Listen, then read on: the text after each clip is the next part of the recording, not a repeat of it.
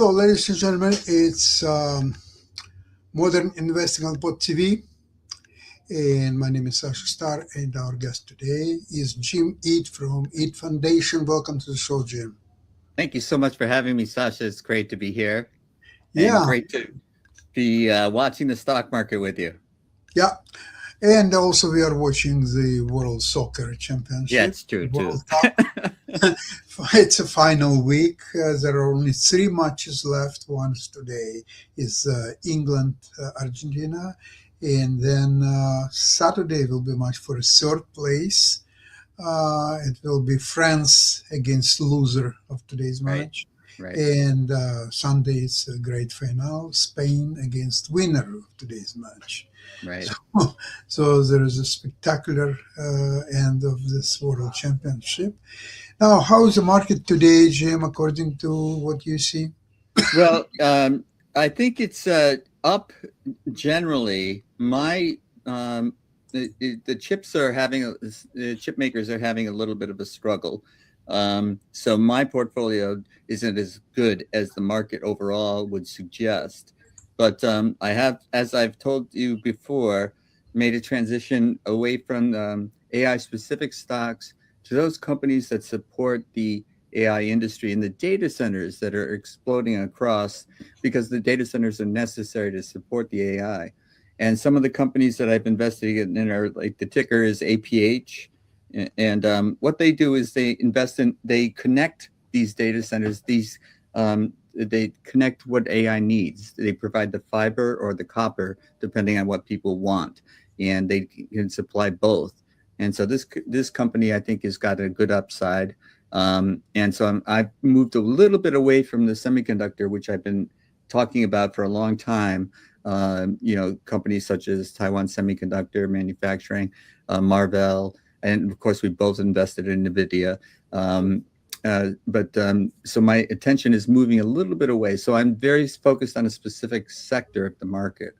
So my experience can be very good when the market's down and very not so good when it's up. So it depends on the sector in my portfolio anyway. Today was a release of ASML earnings, Yes. and their earnings are very good and everything, but their stock didn't react to it a certain way. It went actually down.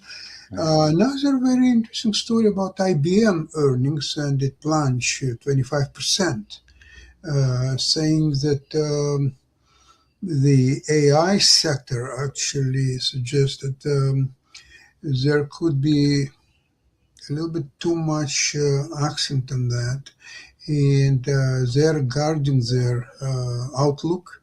And but still, okay, so they would have earnings 5% down from what's expected, but the stock plunged 25%. Wow. So maybe it would be a time to pick up some IBM shares, not today, but maybe next few Right. days. Now I'm got gravitated to stock that it's extremely risky. At the same time, it's moving quite a bit in either direction. It's a strategy stock, Hmm. MSTR. It used to be MicroStrategy. Now they call it strategy. Okay, it's up today a little bit, and if you can imagine a scenario where Bitcoin will move up, not even substantially, but just a little bit, anywhere from 64, 65,000 to say 72, 74 is quite likely, then strategy can make quite a big move. It's trading now under $100, 97 something, and it will move to probably 120, 125, if not higher, because it used to be like 200 plus stock for quite a while, and so there is a potential of that. Right. Still, I'm very careful with this. I've sold covered calls. For example, stock is now actually almost 99, 98, 94. And I sold I did several times. I was selling covered calls, and the stock would go down. I would buy them back, generating some profits here and there. Yeah, it looks And interesting. Yeah. yeah, and then I have now my latest position on calls, on covered calls. This 102 expiring by July 24. So there's still a little bit more than a week left. 102 is doable. I think it could be Sure. in the time 102, maybe even more. So if that will happen, I will defend my position. I will buy back these calls and will issue new calls at probably August, some date, whatever I haven't determined yet, and with a strike probably around 105, maybe 107. So I will try to defend this position, believing that the stock would move higher. Now the question is then why to sell covered calls at all? Just hold on to a stock. I would gladly do, but I still can see a lot of volatility in this stock, same as in Bitcoin. Yes, of So course. it can move up and down in a very volatile move. So at least that creates me a cushion. See, these calls are now, say, $4 a piece. So if stock is about 99, so if it goes down to 95, I'm still protected. Right.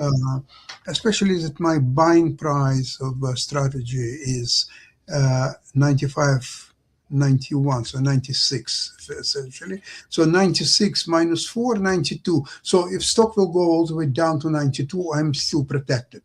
Right. Now, if you'll go to higher prices, first of all, even if I will not defend the position, I will still come on top because if my price is 96 and stock will take in away at 102, so it's already $600 and $4 that I got for a call. So it's still $10 for each position. Right. So I'm prepared to live with that type of scenario. Yes. Yes. So it's Yeah. a good strategy, especially with the volatile stocks. I don't have the stomach for them that I used to. Yeah. But this one seems like it will move up and down Yeah. quite a bit. But just in the last 3 months, it's been very high, and lower, and so it's and especially when you're protecting yourself, as you said, it's a good strategy. Yeah, I think it's a good strategy, and especially it's very important what you think about Bitcoin, where Bitcoin is going to move. Right. I think Bitcoin was down for quite a while. I think it formed the base. I think it can move up. It's not going to move up to 120 some dollars, but I think 70, 72 is quite achievable. Well, the thing about Bitcoin is, what is Trump investing in with cryptocurrency? And that's where the Saudi money is going to go. And Yeah, okay. I wish I would know what he's investing. You know what? I don't know really what he's investing now, if he investing at all, because he has a lot of problems to deal with beside crypto, and crypto was exposed. Actually, I'm not sure if you are aware of latest publication from BBC about the crypto billionaires, and they identified 12 people who control wealth of half of total wealth of 8 billion people living on earth. Half of all the assets is controlled by 12 people. So when they compare it, okay, let's see, if you take 12 biggest governments, maybe they control that much together, but they have obligations. They have to provide health care, they have to provide the infrastructure, they have to provide so many things from their profits if they are many. I don't think that US is in that league because they have a $40 trillion debt to deal with. But still, they have a lot of obligations. These 12 people, they don't have any obligations. Right. So they control an enormous amount of wealth, which is not under anybody controls except these 12 people. Right. Because this is creates an unbearable situation. So essentially what these people, how they reshuffle their investments. They can take out money of infrastructure build up and direct it to somewhere else. I'm trying actually to predict where the next money will flow as investments are concerned. The problem with that is, first of all, you cannot pinpoint the sector, you cannot pinpoint the date. So in a way, you have to take a plunge and be prepared to bury the losses, not significant ones. I'm not prepared to gamble anything heavy on this. Preservation of principle. Yeah, absolutely. The only thing is, I'm getting a little bit attracted to supercomputers these days because quantum computers. Yes. Yeah, SMCI, Rigetti Computers, something like this. Not that I love these companies or I believe in these companies, but simply because they're beaten up so much that could attract some money that people are taking out from the chips now. Maybe some of this money will go into this, and they're not big companies, so even a small fraction of this money from the chip makers could actually help them to get their price higher, maybe even significantly higher. Depends on how much money you're talking about. It's from my analysis, that is where the next big move will be in terms of the transfer of wealth from one sector to another. Yeah, it will be in that direction. There has been more science around the quantum computers, which will make them perform even faster. And so this capability, although it is here, it is not yet exploited in the way that will result in revenue streams, which is really what attracts investors. But the whole AI industry now, one of the things, the outcomes of it, which was pretty predictable, but it's coming true, is like companies like Goldman Sachs, for example, is saying that AI now can give you advice for their clients.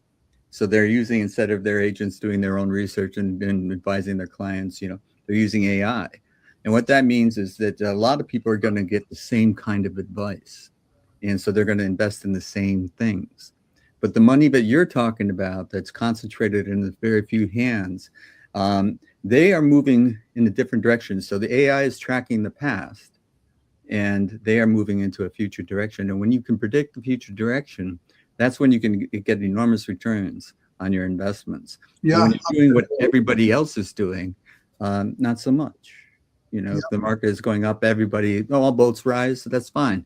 But predicting the next future, and I think the quantum computing companies and those companies that can end up generating revenue will be the next great gainers. They'll be the NVIDIAs of the future. Yeah. Actually, I'm not giving up on NVIDIA. I think that in few months, price of 250 is quite achievable.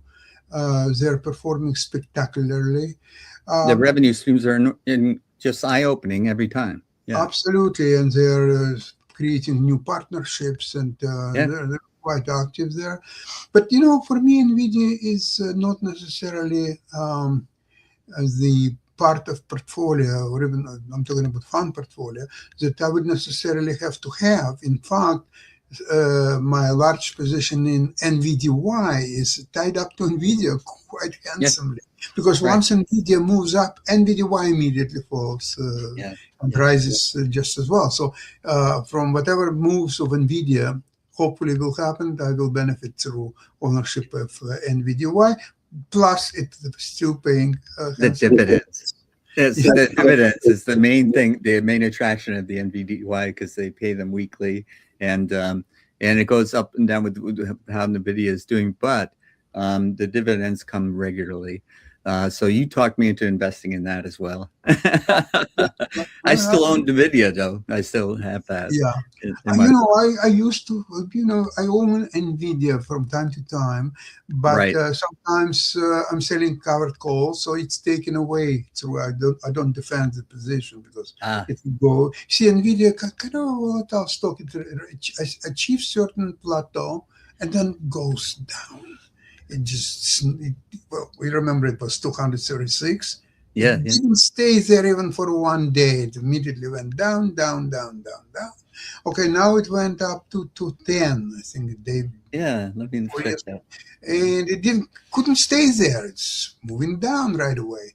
So okay, so but when it moved to recently to 210, then NVDY moved considerably higher as well. Right. So I decided, okay, I can participate in NVIDIA through NVDY for time being, but there will be a time, I think by the end of the month, I will still pick up some NVIDIA stock simply because at the end of August, they will have a report and It'll be good. usual story, yeah, Yeah. will be good. And stock may start moving before the report. Actually, on the report day, it could move down, but before the report, it could Yeah. move a little bit higher. I'm not talking about 250 right here and there, but maybe 215, 220.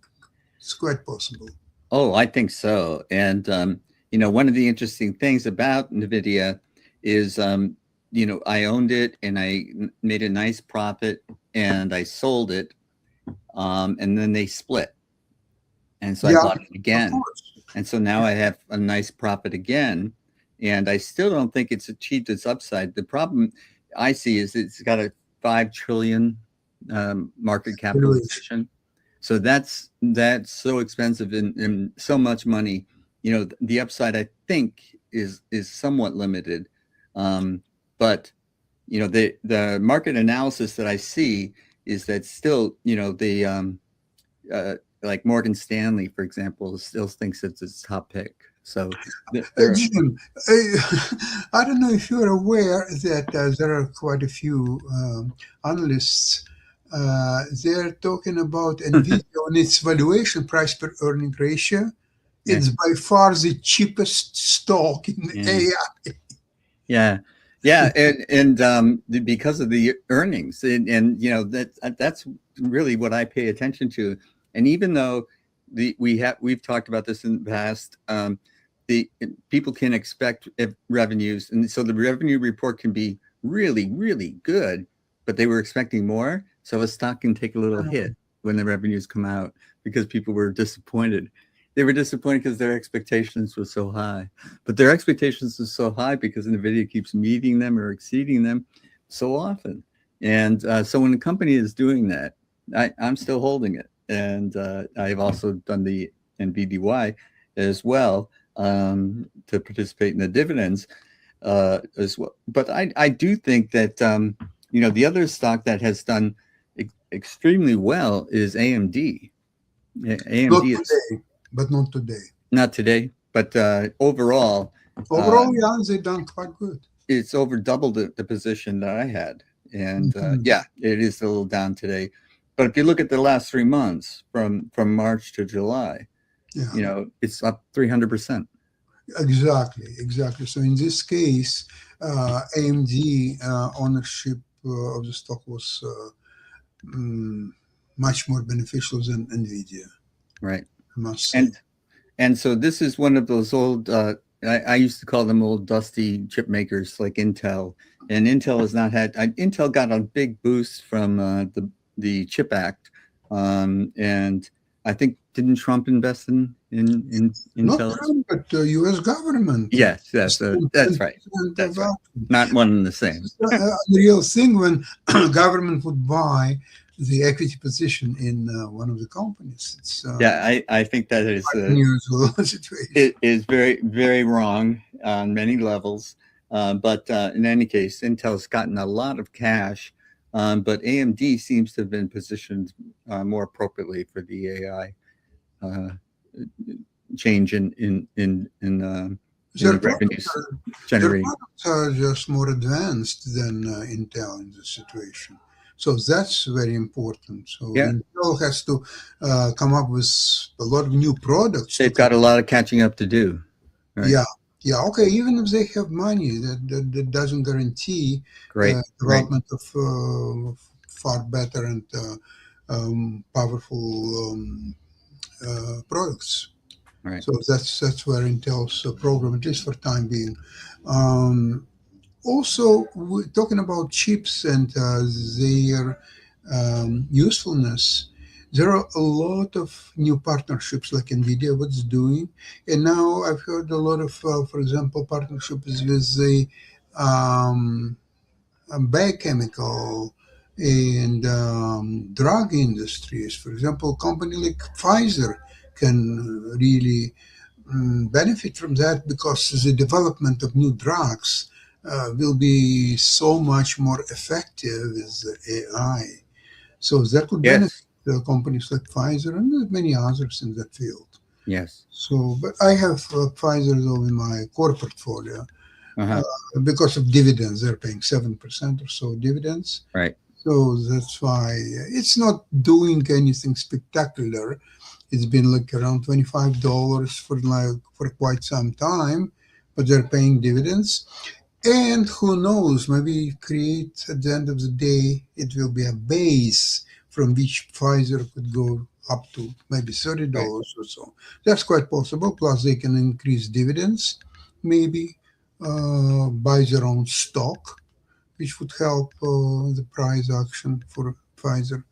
So Right. there are a lot of positives on that, and I see that it's kind of you can sit on it for quite a while because the downside on Pfizer is very limited. It may go Right. to occasionally $23, 24 something, but it's sitting there very nicely. I think it create a base sooner or later. They will perform. Right. I think And 7% will keep you in, it'll preserve exactly. your capital and is above inflation. So, inflation is probably going to rear its ugly head with what's going on with the, um, you know, I no longer really believe what the White House is saying. They're going to slap tolls on ships, ships that are coming through the Strait of Hormuz, and then they aren't. So it's sort of like there's a treaty, then there isn't, and so the um, news. I think people are on the inside are profiting from whatever the announcement is going to be, but people such as myself are on the outside looking in, so we can't predict what's going to happen, and so I'm staying out of those things that are definitely affected. But even with whatever's going on in the geopolitical world, I think the AI companies and eventually the quantum companies are going to be pretty much inured from any negative flows of that. But it is affecting the world economy, and we're still Yeah. part of a global economy. Whether we pretend otherwise or not, we still are, if the world economy suffers, we will pay the price as well. Well, the problem with the prices of oil is that how many times Trump says that the United States is not part of the countries that will be affected by closing of Strait of Hormuz or so on. So why, when the world price going higher, then the prices on U.S. gas stations are going higher just as well, in Yeah. spite of the fact that U.S. has plenty of oil. So that's kind of a strange development, and it's not very good for Trump and the upcoming midterm election, because if no, he's threatening now full-scale invasion, and but None. it may be just a talk. I don't think I that. think he's just talking. I think even although he's fired the great advisors that he had and replaced them with mediocre ones, I still don't think that they're going to let him just follow, because sometimes they just say what Trump wants we'll do. Yeah, But that would be so the country would not re-elect people who supported that type of yeah, operation. yeah. I agree. So a midterm election is getting closer and closer. So Yeah. let's see. There is August, September, October. 3 months, 3.5 months left. And what there may be some sort of October surprise that we can't anticipate. That's true. That's true. Yeah, Who knows what that will be? yeah. Absolutely correct. So in this kind of a world, we have to stick to something what works for us and follow the market, make adjustments if and when needed, and not pay much attention to today's full scale invasion. Now we have a memorandum. Now we don't have memorandum anymore. Yeah.